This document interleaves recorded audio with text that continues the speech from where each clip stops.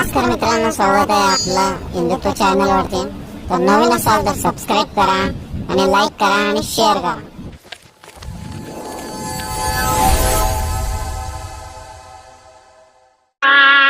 अध्याय 2 गीता का सार। संजय ने कहा, करुणा से व्याप्त शोक युक्त अश्रुपूरित नेत्रों वाले अर्जुन को देखकर मधुसूदन कृष्ण ने ये शब्द कहे। श्री भगवान ने कहा, हे अर्जुन, तुम्हारे मन में यह कलमश आया कैसे? यह उस मनुष्य के लिए तनुक्ति अनुकूल नहीं है जो जीवन के मूल्य को जानता हो। इससे उच्च लोक की नहीं अपितु अपयश की प्राप्ति होती है। हे प्रतापपुत्र, इस हीन नपुंसकता को प्राप्त मत हो, यह तुम्हें शोभा नहीं देती। हे शत्रुओं के दमन करता, हृदय की शुद्ध दुर्बलता को त्याग कर युद्ध के लिए खड़े हो। अर्जुन ने कहा, हे शत्रुहंता, हे मधुसूदन, मैं युद्ध भूमि में किस तरह भीष्म तथा द्रोण जैसे पूजनीय व्यक्तियों पर उलटकर बाण चलाऊंगा? ऐसे महापुरुषों को जो मेरे गुरु हैं, उन्हें मारकर जीने की अपेक्षा इस संसार में भीख मांगकर खाना अच्छा है। भले ही वे सांसारिक लाभ के इच्छुक हों, किंतु हैं तो गुरुजन ही। यदि उनका वध होता है तो हमारे द्वारा भोग्य प्रत्येक वस्तु उनके रक्त से सनी होगी। हम यह भी नहीं जानते कि हमारे लिए क्या श्रेष्ठ है, उनको जीतना या उनके द्वारा जीते जाना। यदि हम धृतराष्ट्र के पुत्रों का वध कर देते हैं तो हमें जीवित रहने की आवश्यकता नहीं है, फिर भी वे युद्ध भूमि में हमारे समक्ष खड़े हैं। अब मैं अपनी कृपण दुर्बलता के कारण अपना कर्तव्य भूल गया हूँ और सारा धैर्य खो चुका हूँ। ऐसी अवस्था में मैं आपसे पूछ रहा हूँ कि जो मेरे लिए श्रेयस्कर हो उससे निश्चित रूप से बताएं। अब मैं आपका शिष्य हूँ और आपका शरणागत हूँ, कृपया मुझे उपदेश दें। मुझे ऐसा कोई साधन नहीं दिखता जो मेरी इंद्रियों को सुखाने वाले इस शोक को दूर कर सके। स्वर्ग पर देवताओं के अधिपत्य की तरह इस धन धान्य संपन्न सारी पृथ्वी पर निष्कंटक राज्य प्राप्त करके भी मैं इस शोक को दूर नहीं कर सकूंगा। संजय ने कहा, इस प्रकार कहने के बाद शत्रुओं का दमन करने वाला अर्जुन कृष्ण से बोला, हे गोविंद, मैं युद्ध नहीं करूंगा, और चुप हो गया। हे भरतवंशी धृतराष्ट्र, उस समय दोनों सेनाओं के मध्य शोकमग्न अर्जुन से कृष्ण ने मानो हंसते हुए ये शब्द कहे। श्री भगवान ने कहा, तुम पांडित्यपूर्ण वचन करते हुए उनके लिए शोक कर रहे हो जो शोक करने योग्य नहीं है। जो विद्वान होते हैं वे न तो जीवित के लिए न ही मृत के लिए शोक करते हैं। ऐसा कभी नहीं हुआ कि मैं न रहा हूँ या तुम न रहे हो, अथवा ये समस्त राजा न रहे हों, और न ऐसा है कि भविष्य में हम लोग नहीं रहेंगे। जिस प्रकार शरीरधारी आत्मा इस शरीर में बाल्यावस्था से करुणावस्था में और फिर वृद्धावस्था में निरंतर अग्रसर होता रहता है, उसी प्रकार मृत्यु होने पर आत्मा दूसरे शरीर में चला जाता है। धीर व्यक्ति ऐसे परिवर्तन से मोह को प्राप्त नहीं होता। हे कुंती पुत्र, सुख तथा दुख का क्षणिक उदय तथा कालक्रम में उनका अंतर्धान होना सर्दी तथा गर्मी की ऋतुओं के आने जाने के समान है। हे भरतवंशी, वे इंद्रिय बोध से उत्पन्न होते हैं और मनुष्य को चाहिए कि अविचल भाव से उनको सहन करना सीखे। हे पुरुष श्रेष्ठ अर्जुन, जो पुरुष सुख तथा दुख में विचलित नहीं होता और इन दोनों में संभाव रखता है, वह निश्चित रूप से मुक्ति के योग्य है। तत्वदर्शियों ने यह निष्कर्ष निकाला है कि असत का तो कोई चिरस्थायित्व नहीं है, किंतु सत्य अपरिवर्तनीय रहता है। उन्होंने इन दोनों की प्रकृति के अध्ययन द्वारा यह निष्कर्ष निकाला है। जो सारे शरीर में व्याप्त है उसे ही तुम अविनाशी समझो। उस अव्यय आत्मा को नष्ट करने में कोई भी समर्थ नहीं है। अविनाशी, अप्रमेय तथा शाश्वत जीव के भौतिक शरीर का अंत अवश्यम भावी है। अतः हे भरतवंशी, युद्ध करो। जो इस जीवात्मा को मारने वाला समझता है तथा जो इसे मरा हुआ समझता है, वे दोनों ही अज्ञानी हैं, क्योंकि आत्मा न तो मरता है और न मारा जाता है। आत्मा के लिए किसी भी काल में न तो जन्म है न मृत्यु। वह न तो कभी जन्मा है, न जन्म लेता है और न जन्म लेगा। वह अजन्मा, नित्य, शाश्वत तथा पुरातन है। शरीर के मारे जाने पर वह मारा नहीं जाता। हे पार्थ, जो व्यक्ति यह जानता है कि आत्मा अविनाशी, अजन्मा, शाश्वत तथा अव्यय है, वह भला किसी को कैसे मार सकता है या मरवा सकता है। जिस प्रकार मनुष्य पुराने वस्त्रों का त्याग कर नए वस्त्र धारण करता है, उसी प्रकार आत्मा पुराने तथा व्यर्थ के शरीरों को त्याग कर नवीन भौतिक शरीर धारण करता है। यह आत्मा न तो कभी किसी शस्त्र द्वारा खंड खंड किया जा सकता है, न अग्नि द्वारा जलाया जा सकता है, न जल द्वारा भिगोया या वायु द्वारा सुखाया जा सकता है। यह आत्मा अखंडित तथा अघुलनशील है। इसे न तो जलाया जा सकता है, न ही सुखाया जा सकता है। यह शाश्वत, सर्वव्यापी, अविकारी, स्थिर तथा सदैव एक सा रहने वाला है। यह आत्मा अव्यक्त, अकल्पनीय तथा अपरिवर्तनीय कहा जाता है। यह जानकर तुम्हें शरीर के लिए शोक नहीं करना चाहिए।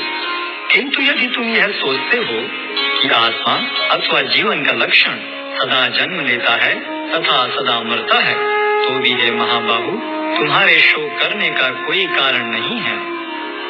जिसने जन्म लिया है उसकी मृत्यु निश्चित है और मृत्यु के पश्चात पुनर्जन्म भी निश्चित है। अतः अपने अपरिहार्य कर्तव्य पालन में तुम्हें शोक नहीं करना चाहिए।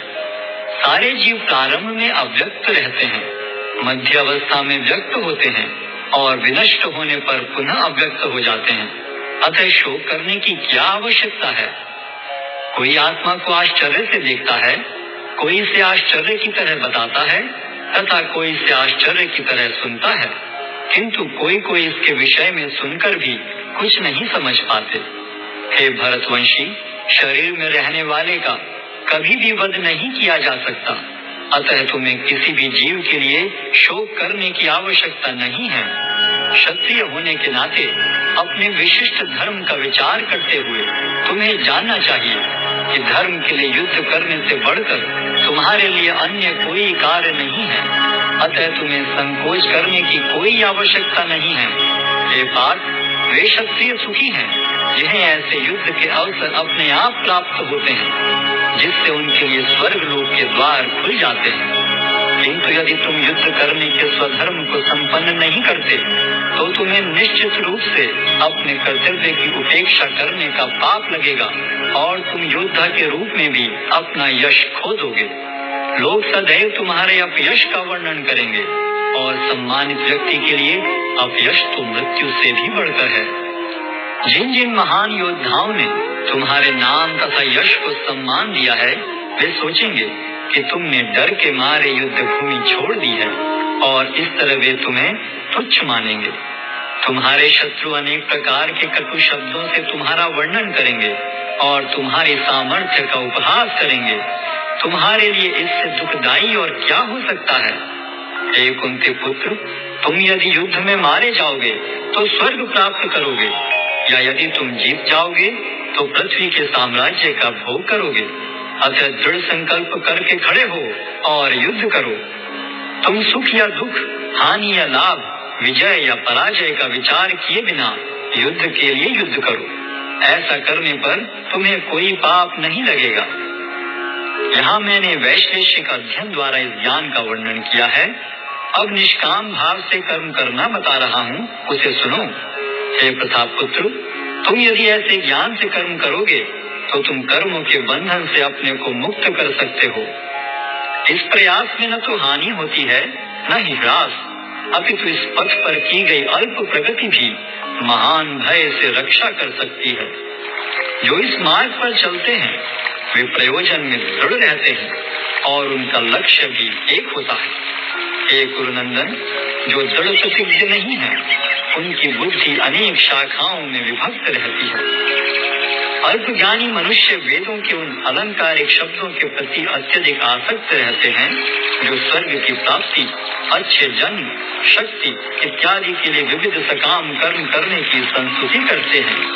इंद्रिय तृप्ति तथा ऐश्वर्य में जीवन की अभिलाषा के कारण वे कहते हैं कि इससे बढ़कर और कुछ नहीं है।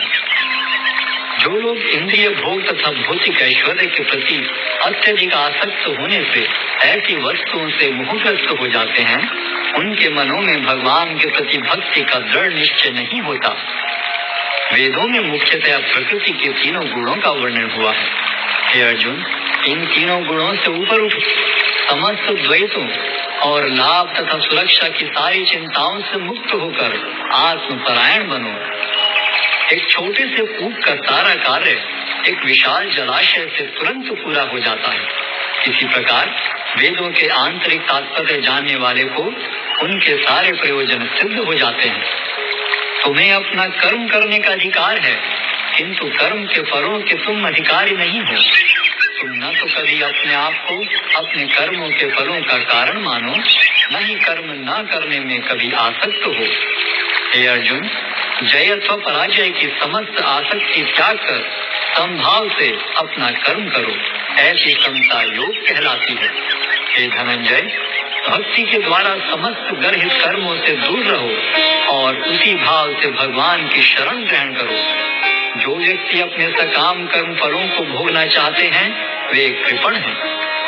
भक्ति में संलग्न मनुष्य इस जीवन में ही अच्छे तथा बुरे कार्यों से अपने को मुक्त कर लेता है।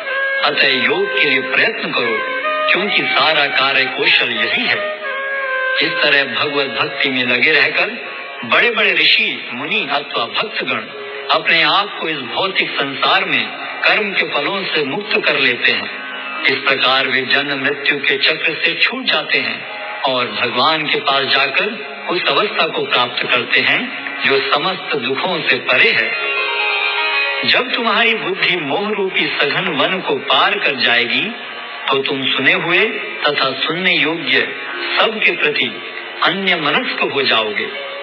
जब तुम्हारा मन वेदों की अलंकारमयी भाषा से विचलित न हो और वह आत्म साक्षात्कार की समाधि में स्थिर हो जाए, तब तुम्हें दिव्य चेतना प्राप्त हो जाएगी। अर्जुन ने कहा, हे कृष्ण, अध्यात्म में लीन चेतना वाले व्यक्ति के क्या लक्षण हैं? वह कैसे बोलता है तथा उसकी भाषा क्या है? वह किस तरह बैठता और चलता है? श्री भगवान ने कहा, हे पार्थ, जब मनुष्य मनोधर्म से उत्पन्न होने वाली इंद्रिय तृप्ति की समस्त कामनाओं का परित्याग कर देता है और जब इस तरह से विशुद्ध हुआ उसका मन आत्मा में संतोष प्राप्त करता है, तो वह विशुद्ध दिव्य चेतना को प्राप्त स्थित प्रज्ञ कहा जाता है। जो त्रय तापों के होने पर भी मन में विचलित नहीं होता अथवा सुख में प्रसन्न नहीं होता और जो आसक्ति, भय तथा क्रोध से मुक्त है, वह स्थिर मन वाला मुनि कहलाता है। इस भौतिक जगत में जो व्यक्ति न तो शुभ की प्राप्ति से हर्षित होता है और न अशुभ के प्राप्त होने पर उससे घृणा करता है, वह पूर्ण ज्ञान में स्थिर होता है। जिस प्रकार कछुआ अपने अंगों को संकुचित करके खोल के भीतर कर लेता है, उसी तरह जो मनुष्य अपनी इंद्रियों को इंद्रिय विषयों से खींच लेता है, वह पूर्ण चेतना में दृढ़ता पूर्वक स्थिर होता है। देहधारी जीव इंद्रिय भोग से भले ही निवृत्त हो जाए, पर उसमें इंद्रिय भोगों की इच्छा बनी रहती है। लेकिन उत्तम रस के अनुभव होने से ऐसे कार्यों को बंद करने पर वह भक्ति में स्थिर हो जाता है। हे अर्जुन, इंद्रियां इतनी प्रबल तथा वेगवान हैं कि वे उस विवेकी पुरुष के मन को भी बलपूर्वक हर लेती हैं, जो उन्हें वश में करने का प्रयत्न करता है। जो इंद्रियों को पूर्णतया वश में रखते हुए इंद्रिय संयम करता है और अपनी चेतना को मुझ में स्थिर कर देता है, वह मनुष्य स्थिर बुद्धि कहलाता है। इंद्रिय विषयों का चिंतन करते हुए मनुष्य की उनमें आसक्ति उत्पन्न हो जाती है और ऐसी आसक्ति से काम उत्पन्न होता है और फिर काम से क्रोध प्रकट होता है। क्रोध से पूर्ण मोह उत्पन्न होता है और मोह से स्मरण शक्ति का विभ्रम हो जाता है। जब स्मरण शक्ति भ्रमित हो जाती है तो बुद्धि नष्ट हो जाती है और बुद्धि नष्ट होने पर मनुष्य भवकूप में पुनः गिर जाता है। किंतु स्पष्ट राग तथा द्वेष से मुक्त एवं अपनी इंद्रियों को संयम द्वारा वश में करने में समर्थ व्यक्ति भगवान की पूर्ण कृपा प्राप्त कर सकता है। इस प्रकार से कृष्ण भावनामृत में तुष्ट व्यक्ति के लिए संसार के तीनों ताप नष्ट हो जाते हैं और ऐसी तुष्ट चेतना होने पर उसकी बुद्धि शीघ्र ही स्थिर हो जाती है। जो कृष्ण भावनामृत में परमेश्वर से संबंधित नहीं है, उनकी न तो बुद्धि दिव्य होती है और न ही मन स्थिर होता है। जिसके बिना शांति की कोई संभावना नहीं है, शांति के बिना सुख हो भी कैसे सकता है। जिस प्रकार पानी में तैरती नाव को प्रचंड वायु दूर बहा ले जाती है, उसी प्रकार विचरणशील इंद्रियों में से कोई एक जिस पर मन निरंतर लगा रहता है, मनुष्य की बुद्धि को हर लेती है। अतः हे महाबाहु, जिस पुरुष की इंद्रियां अपने अपने विषयों से सब प्रकार से विरत होकर उसके वश में है, उसी की बुद्धि निस्संदेह स्थिर है। जो सब जीवों के लिए रात्रि है, वह आत्म संयमी के जागने का समय है, और जो समस्त जीवों के जागने का समय है, वह आत्म निरीक्षक मुनि के लिए रात्रि है। जो पुरुष समुद्र में निरंतर प्रवेश करती रहने वाली नदियों के समान इच्छाओं के निरंतर प्रवाह से विचलित नहीं होता और जो सदैव स्थिर रहता है, वही शांति प्राप्त कर सकता है, वह नहीं जो ऐसी इच्छाओं को तुष्ट करने की चेष्टा करता हो। जिस व्यक्ति ने इंद्रिय तृप्ति की समस्त इच्छाओं का परित्याग कर दिया है, जो इच्छाओं से रहित रहता है और जिसने सारी ममता त्याग दी है तथा अहंकार से रहित है, वही वास्तविक शांति को प्राप्त कर सकता है। यह आध्यात्मिक तथा ईश्वरीय जीवन का पथ है, जिसे प्राप्त करके मनुष्य मोहित नहीं होता। यदि कोई जीवन के अंतिम समय में भी इस तरह स्थित हो, तो वह भगवत धाम में प्रवेश कर सकता है।